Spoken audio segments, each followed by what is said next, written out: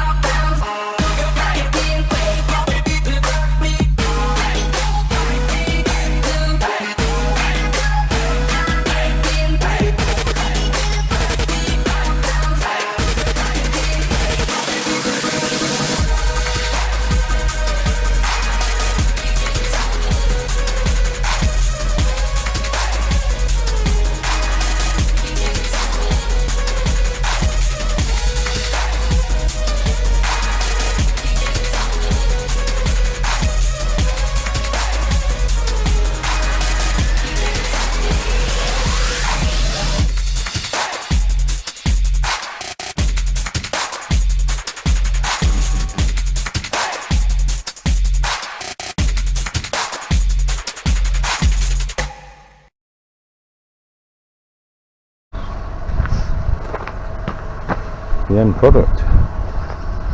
Not bad at all. Yep, what's that? Bit of shit.